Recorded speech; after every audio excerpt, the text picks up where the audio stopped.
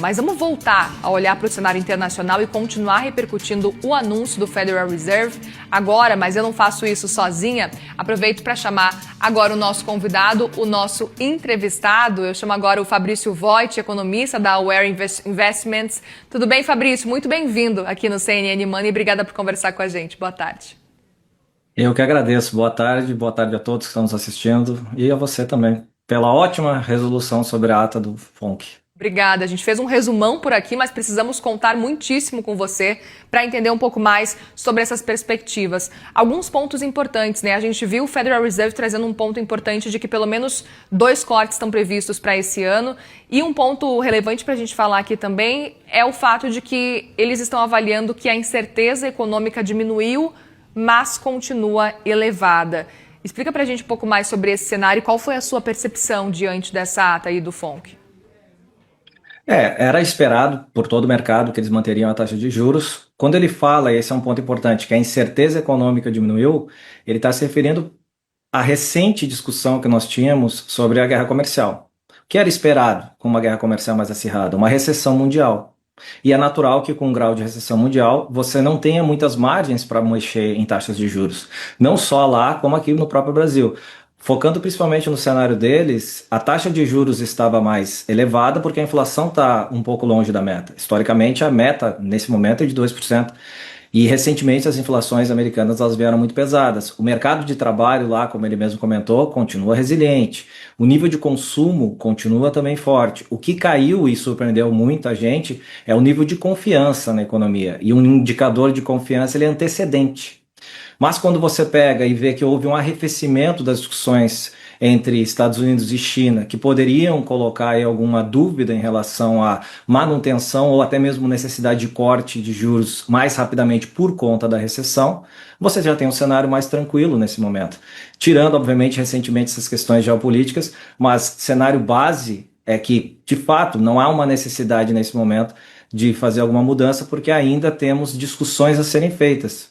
Não só de como que a guerra comercial afetou a economia americana, porque tem um cenário aí de demora ainda para que isso surta efeito, mas se a discussão ela de fato vai chegar para um consenso mais adequado, ou se nós vamos ainda ter novas discussões sobre esse aspecto.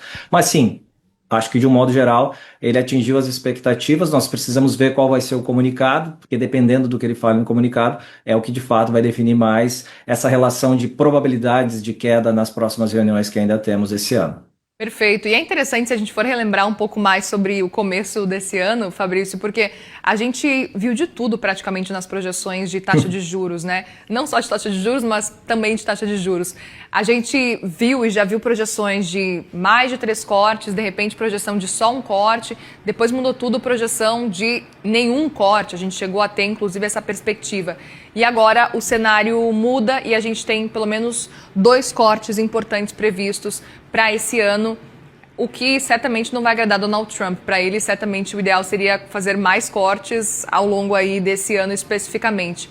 Fazer essa projeção hoje, diante dessa grande instabilidade, porque ainda assim a gente tem um cenário de guerra e a gente sabe que esse cenário de conflito entre Israel e Irã pode interferir, por exemplo, e tem interferido inclusive no preço do petróleo, que é um cenário que preocupa bastante, até a chegada dos Estados Unidos nesse conflito, como a gente tem visto nas últimas horas principalmente, é um cenário que preocupa. Isso somado às tarifas de Donald Trump, que efetivamente a gente não tem grandes avanços, temos pouquíssimos acordos assinados até aqui, o prazo vai começando a sumir, e aí eu queria entender um pouco sobre a sua perspectiva diante de tudo isso, se faz sentido 2 cortes, pelo menos por enquanto, ou se faz sentido até projetar cortes ou projetar esse cenário diante dessas dúvidas todas.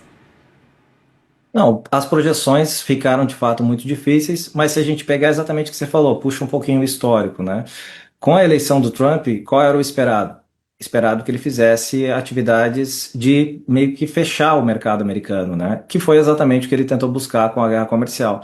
E era esperado essa ideia muito pró-mercado, pró-consumo lá dentro. Então era natural que houvesse uma pressão do governo federal para que houvesse cortes de taxas de juros, e a própria inflação americana já estava demonstrando certos sinais de menos resiliência, ou seja, tendo algum nível, né, de declínio.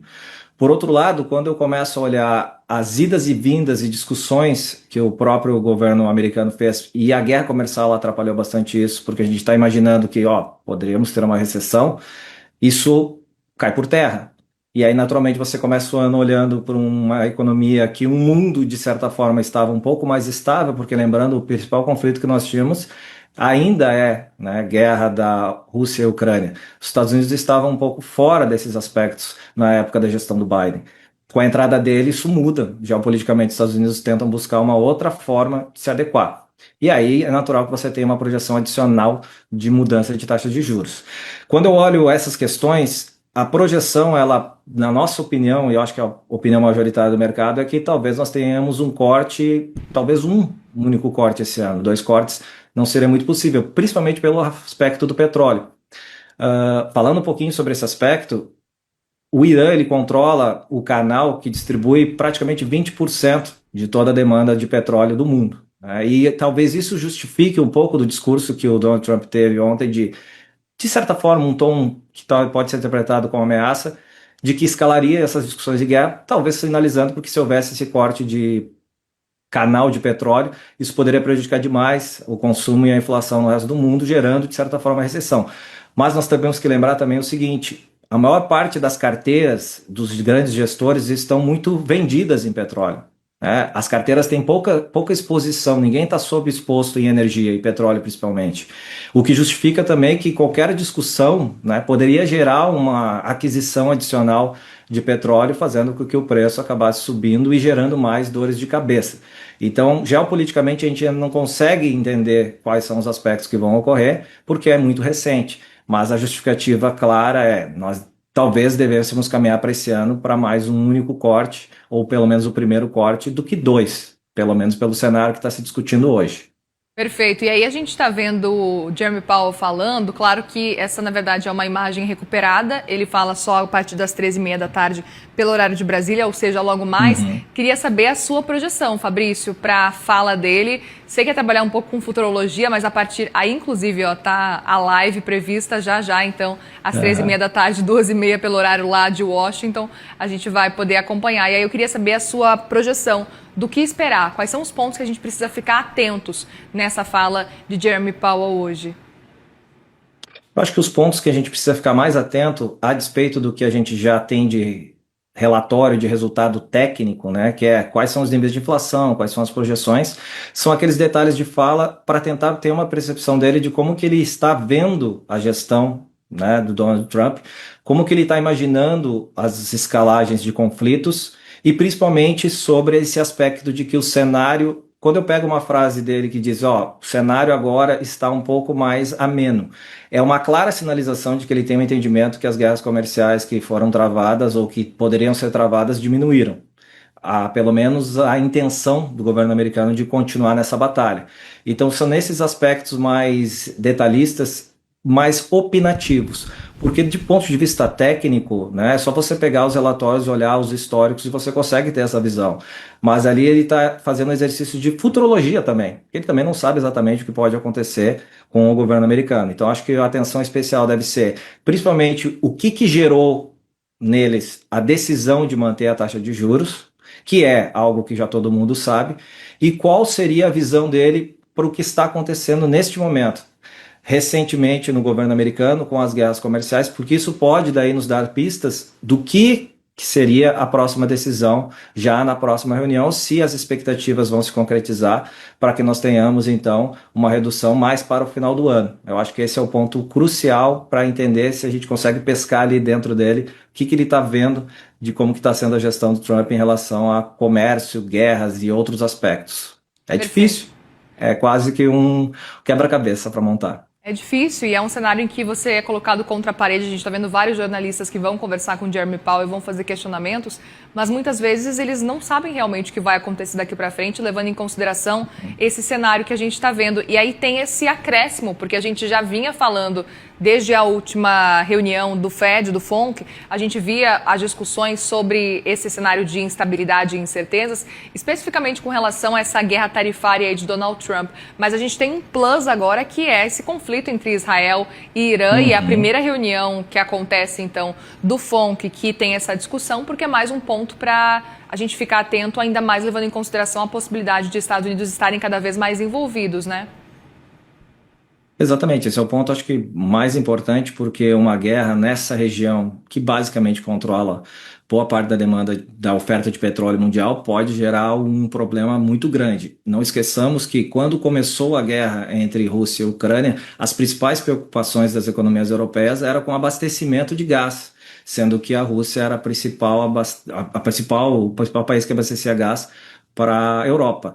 E agora, com esse aspecto, nós temos uma incerteza de política, não só do ponto de vista econômico, mas também do ponto de vista de fatores de poder que podem se alterar, né? Quando se teve em 2020 o reconhecimento do Estado de Israel por boa parte dos países do Oriente Médio, a Arábia Saudita, por exemplo, foi uma das que ainda ficou em cima do muro, ainda não reconheceu. E recentemente eles mudaram. Então também tem um ator aí que não reconhece necessariamente Israel como um Estado. E aí você tem dentro do Irã um regime que está relativamente enfraquecido. Só que esse regime ele também tem um controle sobre o petróleo e também tem apoios de outras regiões. Então é uma decisão do ponto de vista dos americanos de entrar ou não numa guerra muito delicada, né? Até mesmo quando começou o próprio conflito entre Israel e Palestina, né, com o grupo Hamas, não se esperava que Israel pudesse atacar o Irã, mas de fato isso acabou ocorrendo. Então essas questões, quando a gente não espera que algo possa acontecer, ocorreu. Até porque, belicamente, o Irã é superior ao Israel. Por outro lado, Israel conta com o apoio internacional dos Estados Unidos. Então, a ver como que os Estados Unidos vão lidar com isso, eu acho que o principal momento que a gente pode verificar. E aí ficar atento com a questão de preço de petróleo, que pode dar uma balançada, as carteiras estão baixas e não estão compradas. E um outro aspecto também é que todo mundo, se você olhar os gráficos, a maior parte das carteiras também dos gestores e as economias mundiais, elas estão vendidas em dólar.